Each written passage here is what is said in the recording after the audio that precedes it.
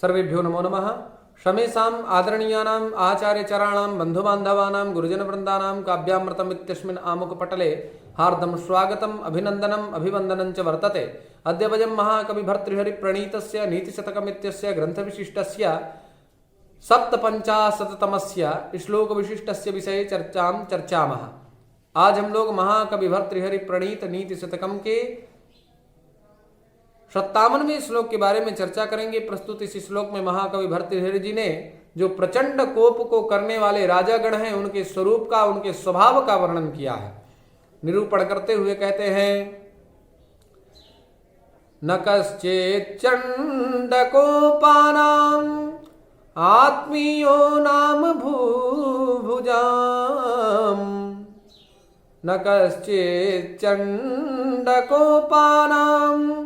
आत्मीयो नाम भूभुजाम्, होतारमपि जुह्वानं स्पृष्टो दहति पावकः, होतारमपि जुह्वानं स्पृष्टो दहति पावकः। अर्थात जो चंडकोपानाम भूभुजाम कश्चित आत्मीयः न भवति, अर्थात जो प्रचंड क्रोध को करने वाले हैं, प्रचंड क्रोध को करने वाले हैं, सफल क्रोध को दिखाने वाले हैं, ऐसे जो लोग हैं, सुलभ कोपो राजर्षि, ऐसे राजा जिनको क्रोध सुलभ हो, ऐसे भूभुजाम अर्थात राजाओं को जिनको भयंकर क्रोध आता हो, ऐसे राजाओं के कश्चित आत्मीयः न भवति, आत्मीय अर्थात आत्म संबंधिनः, कोई हितैषी नहीं होता है। जो प्रचंड क्रोध को करने वाले राजा होते हैं उन राजाओं का कोई अपना आत्म संबंधी, उनके कल्याण की इच्छा करने वाला कोई हितैषी नहीं होता है। क्यों? तो कहते हैं होतारमपि जुह्वानम, जिस प्रकार से अग्नि होतारम यह जुह्वनम कारयति तादृशभूतः यह होता भवति, जो यज्ञ को कराने वाले पंडित जी होते हैं ऐसे पुरोहित को भी जुह्वानम स्पृष्टो दहति पावकः, उस होता को भी जो अग्नि होती है ना, वो अग्नि प्रतापित करती है। तो कहने का मतलब जिस प्रकार से होता यज्ञ को कराने के लिए आया हुआ है, अगर होता न होता तो यज्ञ संपूर्ण ना होता, फिर भी वो अग्नि क्या करती है, उस होता को ही प्रदीप्त करती है।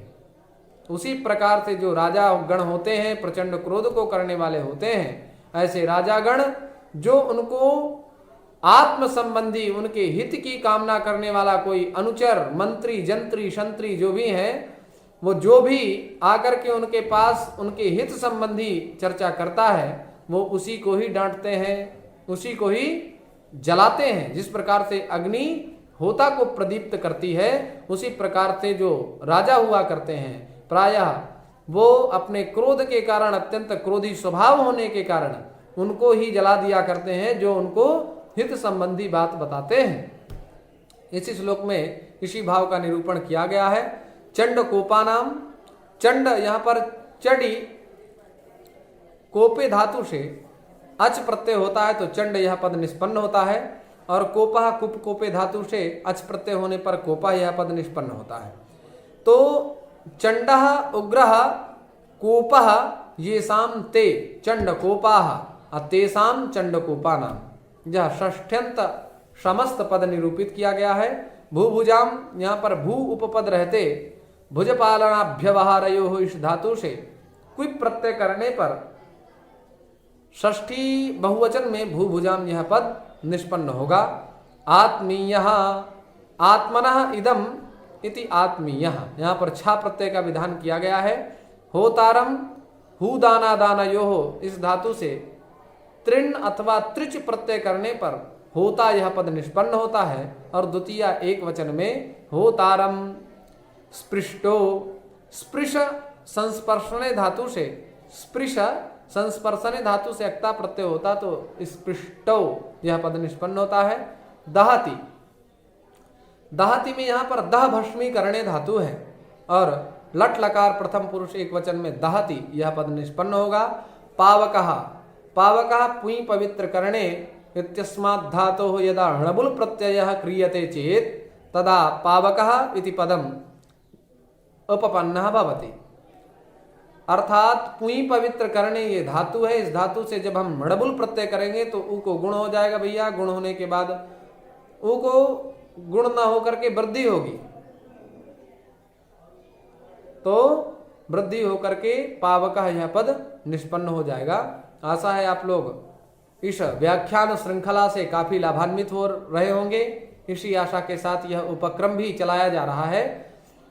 चैनल को लाइक करें अथवा अनलाइक करें, इससे कोई फर्क नहीं पड़ता, लेकिन आप लोग इस ज्ञान के माध्यम से जरूर संतृप्त हों, इस आशा के साथ यह उपक्रम चलाया जा रहा है। अतः आप सभी लोगों का सादर आभार प्रकटित करते हुए पुनः नमो नमः।